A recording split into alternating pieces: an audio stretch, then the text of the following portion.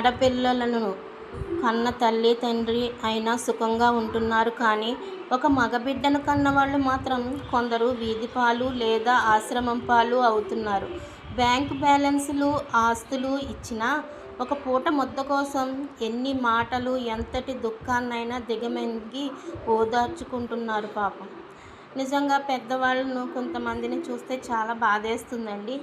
నలుగురు ఆడపిల్లలు ఉన్నా కూడా వాళ్ళు ఎంతో సంతోషంగా ఆడపిల్లలతో హ్యాపీగా ఉంటున్నారు. వాళ్ళకి పెళ్ళిళ్ళు చేసి వాళ్ళని అత్తారింటికి పంపించి వీళ్ళు ఎంతో సంతోషంగా ఉంటున్నారు. కానీ ఒక మగబిడ్డను పెళ్లి చేసి వాళ్ళని ఇంట్లో పెట్టుకుంటే అక్కడి నుంచి వీళ్ళు ఎన్నో సమస్యలను, ఎన్నో అడ్డంకులు, ఎన్నో బాధలను అనుభవించాల్సిన పరిస్థితులు వస్తున్నాయి. ఎందుకని అది అర్థం కాని విషయంగానే మిగిలిపోతుంది. ఎక్కడైనా కూడా ఇదే మెయిన్ ఇంపార్టెంట్ కింద అయిపోతుంది అన్నమాట.